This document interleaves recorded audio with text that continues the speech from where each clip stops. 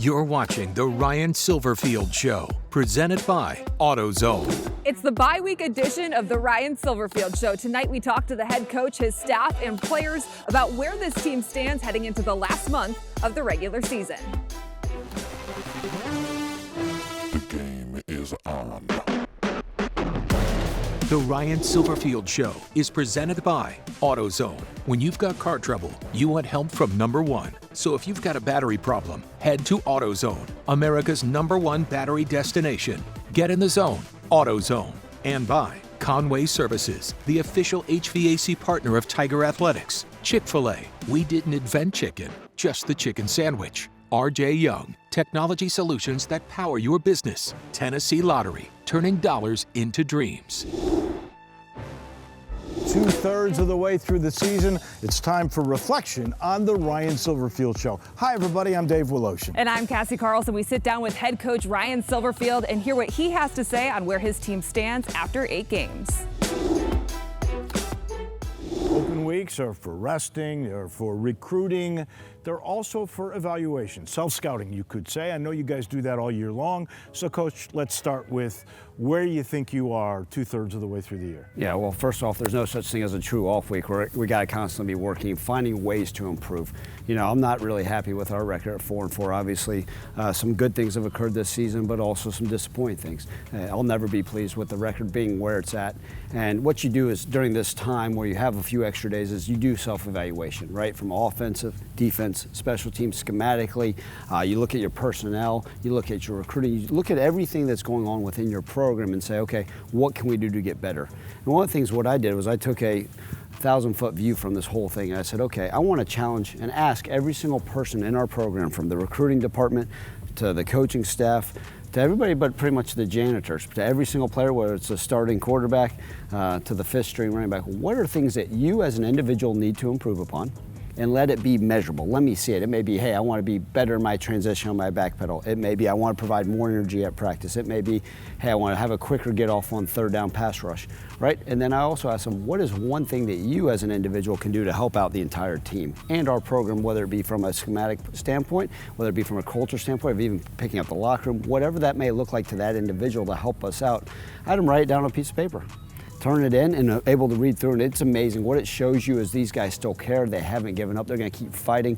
There's a lot of pride in this program, and so you're able to look at those things from a macro view and say, okay, these guys got the right mindset. The program is still heading in the right direction, even though the record may not be a direct reflection of that, but you're pleased to see that these guys are in the mindset, hey, we all need to improve, and it starts with me.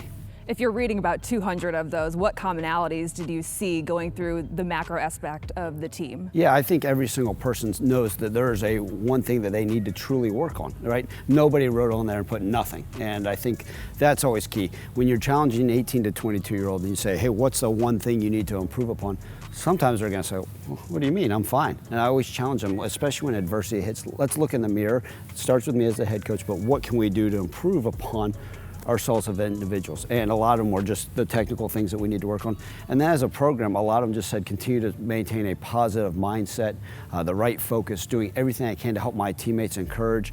And that means you got the right type of young man in your program. And that was a general theme for a lot of us. But just, you know, again, the fact that they're able to willingly say, hey, I've got to point the finger at myself and see what else we can do to figure out to get this thing heading the right direction. I'm just amazed you can read 200 of these things. Doing that, give me one or two player, coach that really touched you that you think, okay, this is something I need to go up that avenue. Well, you know, I thought it was important. Like a guy like Calvin Austin, who's been a part of this program, has seen it, the good and bad, right? Growing up in this community, seeing days when Memphis football had some downtrodden days, but then also being part of success, right? He was there by my side. Didn't even start the Cotton Bowl game, but played a significant amount that year, and then obviously had a lot of success with what we did last year. And for him, part of his deal is how he can improve the team is anytime he sees anything that may not be exactly what fits our standard, our culture, he's going to make sure that he's more vocal on that. And Calvin by nature is a quiet young man, but he is a leader and understands the standards of excellence that we're trying to uphold here, and truly is all in. So I thought that was unique. For myself, I put a self-improvement that I need to do is at practice, I don't ever want to find myself just standing around not doing anything. Sometimes I'll sit around and try to observe, and a lot of times that's what head coaches should do, but I need to be more active in every single thing. So if it's a 23-period practice, I need to be running around in between, making sure I'm constantly coaching up. I don't care if I'm coaching up a gunner on punt team, an offensive tackle on the pass set, a running back owning the football and making sure that ball security. So I've challenged myself to constantly be moving, running. I can sit back and observe the film later on, but during practice I need to be hitting and getting it. So I self-reflection myself, because if I'm not pushing myself to get better and we're all staying the same, then the program's not moving in the right direction. So I think being able to challenge and say, okay, what are we doing? And like I told the guys just after practice today is, that's great. You can have all these things you say you want to do, but goals without actual action is just blowing in the wind. So what are we going to do? Are we going to put this into action every day? We're going to challenge the guys, and hopefully we get to see it show up. You said after a lot of the losses, you put the blame on yourself, that you didn't have this team prepared, and you talk about self-reflection with yourself. Do you find yourself changing how you operate, whether it's a week-to-week basis, a day-to-day basis with the team, or is consistency, even when things aren't going your way, important? Well, I believe in a process that we have, and whether it's the process that allowed us to go 8-3 and have some success last year, our process has led us down to this path. I'm not sitting here and going to change every single day the message, what it is, because the reality of it, these young men need to hear the same message as long as it's in the right direction, in the same positive manner week in and week out. Because if I'm sending 1,000 different messages to them, then they're not sure what is the direction of our program, what is our mantra, what are we all about, what's our culture. And so reality is, yeah, I tweak things here and there, but I stay pretty dialed into what we stand for, what our expectations are, and they understand that. And one of the reasons why I put it on myself, because we're in a day and age where it's so easy to blame others. And they read social media, they do all this, and it's a lot of this. And look, Calvin Austin said, why would you take blame for my fumble on the punt return? Well, look, Calvin, was I out there catching? No, but you're a fine young man, and I don't mind taking the blame for it. Peter Parrish on a misread and an interception. Was I out there throwing that pass? No, but I've got to constantly do everything I can in order to put us in the right position to have success. On X's and O's, the things that you want to do better the next 4 games, offense and defense? Well, look, we're towards the bottom of the barrel in turnover margin, and that's been a really our Achilles heel all season, right? We've had, I believe, 6 fumbles, 7 interceptions, and that's unacceptable. You're going to have trouble competing with anybody, and that's why our record is what it is. We're simply not being able to handle football accordingly, right? We had early fumble issues in the season. We've thrown some picks as of late, and you can't compete. And that's one of those things we talk about, owning the football. The ball's the program. If we continue down that road, it's going to be, the season's going to look the way it has. If we find a way to fix those turnover issues as an offense and on special teams, we'll be fine. Defensively, we have to be more aggressive taking away the football. Just haven't done enough. Yes, we had an interception by Tyrese Lindsey in the previous game. We got to force more fumbles. We got to be more aggressive as a defense and as a special teams unit, causing some of those, because those are the game-changing things that we need to occur. Right? We talk about being efficient on offense, being able to control it. We can't get behind the chains with false start penalties, things that are going to cost us down the road. And we're playing a lot of young guys. They're learning a lot. I think as of this time of the year, we've had 26 freshmen and redshirt freshmen that are playing for the Tigers. But we just got to keep pushing in the right direction. We've got a lot of vets that believe and are leading. We've got a lot of these young guys that need to continue to grow. Who's impressed you through the first 8 games? Yeah, look, I think we've had a lot of guys that have stepped up, like we talked about, a lot of youngsters that are handling new roles. But Greg Rubin, a true freshman that's out there at the corner position, he's out on the island for a lot of games. Teams are actually, when they throw at him, he's having an excellent job of defending passes. But he's been one of those that's an 18-year-old that's stepping up in a tough position. Really proud of Greg's performance so far. Coming up after the break, we sit down with offensive coordinator Kevin Johnson here, where he's seen the most improvement from his quarterback, Seth Hennigan.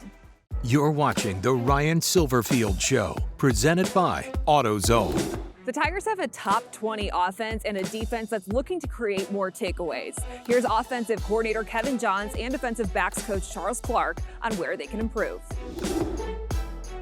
I think we've done a lot of good things so far this year. I love our kids. I think they're giving us everything we have. I'm disappointed that we haven't won more games than we have, and we've had maybe too many breakdowns at the wrong times, but kids are fighting and we're getting better every day. And so we're excited for these last 4 games. We haven't really talked to you since the start of the season and when Seth Hennigan took over that starting quarterback job. What's been your assessment of him throughout this season so far? Very proud of how he's done. He just handles the pressure very well. He prepares very well.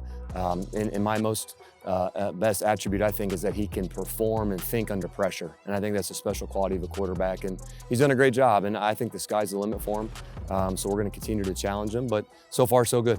One thing we've all noticed over the last 2 games is you're now on the field, on the sidelines. What led to that decision, and do you like being down there? So Calvin Austin had a talk one day and just said, hey, Coach, what do you think about coming down the field? Have you ever done it down there? And I said, no, I kind of like being upstairs. I can lay my things out in front of me and think and see. But he said, I think it'll help us. And just really what we try to do is just try to bring the O-line, the running backs, and the receivers, just to bring everyone together in between series. Talk about any mistakes we had last series, and then really set the tone for the next one. I try to give them the first couple plays of the next drive, and just to get everyone on the same page moving forward. Worked out really well against Navy.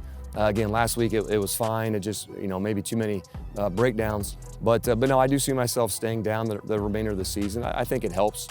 We have great coaches up in the press box that can help me see coverages and see blitzes. But all in all, I think it's been really good. You have 1 more month of this regular season. What are the quick hits that you need to see? Man, we need to win, right? We need to find ways to win. I think we've had too many just self-inflicted wounds, whether it's penalties that have set ourselves back, interceptions, fumbles, just wrong breakdowns at the wrong time have really hurt us this year, unfortunately. And so we need to clean those things up. But again, you play your best football at the end of the year in November, and we're hoping to do that. 8 games into the season, you now have a bye week. Where does your defense and the DBs stand? I think it's much needed. A couple of guys that's banged and bruised up a little bit, have those guys have some time to get back, but also gives us a chance to get back to some of our fundamental work and concentrate on that as we go through this week. When you talk about fundamentals, what are the key ones that you want to attack this week? I think our biggest thing is just getting back to some of our man coverage things. Being better with our eyes, better with our vision, and just working on some footwork things in those areas. There's been a lot of talk about the lack of takeaways on this defense this year. How do you address that? One thing is we got to continue to harp on it in practice, and we have our takeaway belt, so we actually brought the belt out to practice. So we got a couple of today, and just again, just whatever you emphasize is what you get. So just continue to emphasize those things, but also. Football is a funny game. The ball falls different ways, and sometimes they go your way, sometimes they don't, and it just hadn't been our way as much as we would like. But again, when we do have those opportunities, we have to capitalize on those PBUs and turn them into interceptions. In a conference like the American, you talk about wanting to get more takeaways. It seems like you can have one game and then you turn the page and it's like, oh, we got another passing attack coming at us. Do you like that about this conference, that it's just another game and another opportunity for a lot of those chances? Any opportunity we get is a good one. And, going into SMU is a team that will pass the ball. They have some pretty good running backs as well. So, when we have our opportunities, again, we have to make the most of those. And just looking forward to the opportunity, again, using this bye week to get better in our fundamental work, and then we'll get into game planning later on. Throughout this season, the team has done a lot of self-reflection and have relied heavily on their veterans in the locker room. 2 of those include Preston Brady and Quindell Johnson. Coach had everyone write down on a card things that they wanted to focus on and improve upon over this last stretch of the season. What did you write? The first thing I wrote was basically just be a better leader, which entails, it's a very broad thing, but for me it means just being more vocal, especially through the season we had this year. It's been our ups and downs. Because you never know. I mean, with the year we've had, we went 4-4 and we went to the conference championship. So you don't really know. And so guys who are younger and haven't had that type of losing or just ups and downs, it's very hard for them just to stay positive. You are in a little bit of unfamiliar territory where this program has had success for a handful of years in a row now. So what do you do to stay level-headed? I just gotta focus on the positives, because it always, even though you lose sometimes, there's always good from the loss. And so I always just kind of focus on that And Coach Bankins always tells us you have 24 hours to think about it, and once it's done, it's over. Give me the most positive parts about special teams this year and this team as a whole. So, fan favorite is obviously the Mississippi State game when Joe hit the 51-yard field goal. I'd probably say that was probably just the biggest moment. That was just awesome for him and just for the team. I'd probably say the low point is just the battle of the kickers. Not having a true kicker this year has kind of been tough on all of us, and even on the team, it's just hard. Every opportunity you have playing as a Memphis Tiger is one of the best opportunities in the world. And so when you go out there, just focus on doing that and understand that what you're doing is something really special. Mentally, you have to be there to play college football. If you're not there mentally, you won't make it. When I first became a specialist, my dad always told me, if your name's in the paper, you did something wrong. But if your name's not in the paper, you're doing a great job. So I've always looked at that as you just gotta stay focused and mentally strong. So. Quindell, what's your assessment of how things have gone so far this season? Well, it's been a up and down railroad track right now, but we still have a lot of football to play. Just trying to keep the guys encouraged, keep the team encouraged. That it's not over. The season's not over. We still have 4 more games left. Just have to finish strong. It don't matter how you start, as long as you finish strong. You've had a handful of big stops in the red zone yourself. What's that mentality when you get into short yardage? You just have to make a play, get a stop. Sometimes as a defense, we get in situations that we don't want to be in. So as a unit, individually, you just gotta get that mindset of just getting one stop. Defensively, we've been doing a great job this year, especially in the red zone, just trying to get stops. A lot of your teammates were talking about how, the last stretch of the season, you're going to start playing your best football towards the end of the year. What motivates you with these last 4 games? These last 4 games are going to be tough and they're going to be challenging, and that's what excites us the most because we know what teams that we have these last 4 games. So these last 4 games is going to change, can change our season. I have no doubt that we can finish 8-4, and I was on the 2018 team and we went 4-4 and then finished out the last 4 strong. So, history can repeat itself. It's just how we control it.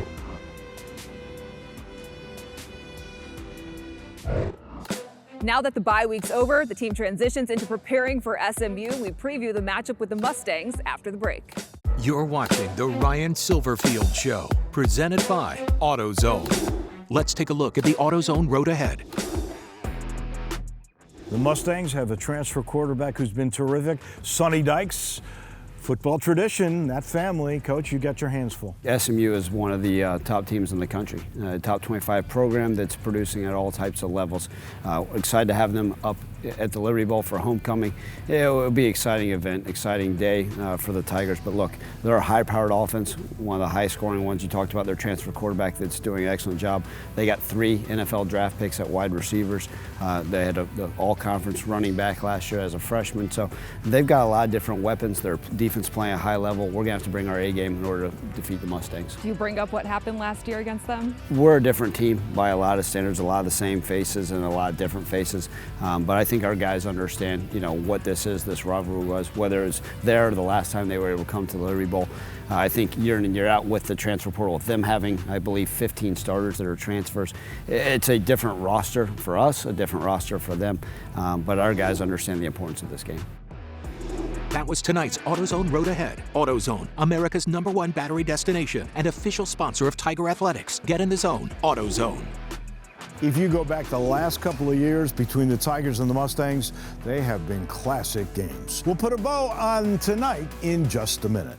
You're watching The Ryan Silverfield Show, presented by AutoZone. Hard to believe we're already through the bye week. We'll see you again, same time, same place next Sunday.